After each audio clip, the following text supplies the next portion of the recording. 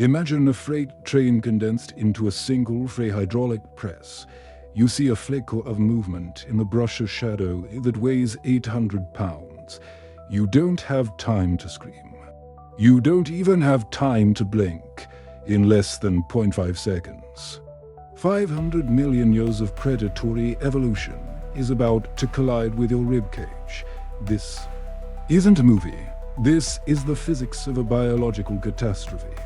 This is what it truly feels like to be slapped by a bear. Before we talk about the impact, look at the tool. A grizzly's paw is not a hand. It is a multi-layered blunt force instrument capped with 5 non-retractable obsidian blades. Each claw is 4 inches of solid keratin, rooted deep into the phalanges. Below the skin, a complex network of tendons acts like high-tension steel cables. When a bear swings, it's not just using its arm. The power originates from the massive hump of muscle over its shoulders, the spinalis, and longissimus muscles, which act as a biological catapult. This hump is a specialized engine for digging and killing, allowing the bear to exert a force that can decapitate a moose with a single clean rotation.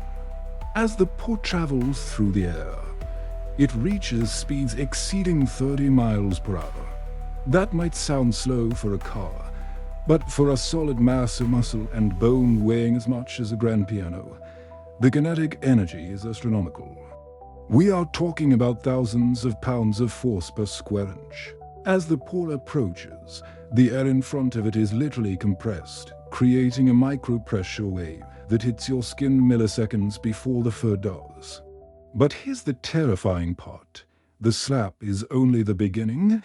The real damage isn't what happens. On the surface, it's the kinetic tsunami that travels through your internal organs. Stay with us, because we're about to go inside the anatomy of an impact to see why your bones never stood a chance. When contact occurs, the leather-like pads of the bear's paw grip your skin with high friction intensity. The friction alone is enough to deglove surface tissue. Then comes the shockwave. Your ribs, designed to protect your lungs, act like brittle twigs under a falling oak. They don't just break. They undergo comminuted fracturing, shattering into multiple fragments. These fragments are then driven inward by the residual momentum. The human body is 70% water, and water is incompressible. The blow creates a hydrostatic shockwave that ripples through your soft tissues at the speed of sound. Your liver, your spleen, your kidneys, they experience a sudden, violent displacement.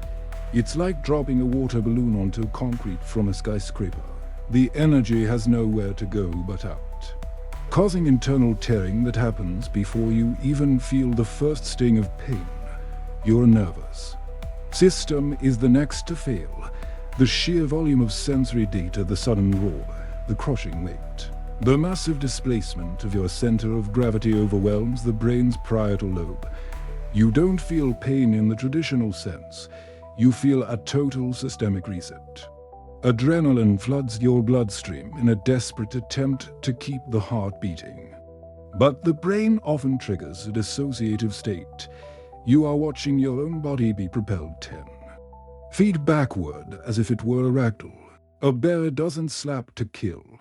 It slaps to neutralize. To a bear, you are a minor structural inconvenience. Once the energy is spent and you lie in the dirt, the silence of the forest returns. The bear might not even look back. It has just demonstrated the apex of terrestrial power. Perfect synthesis of biology and physics.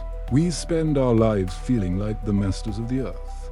But in the shadow of a grizzly's paw, we are reminded of our true place, fragile, soft, and utterly outclassed by the raw, unbridled mechanics of nature.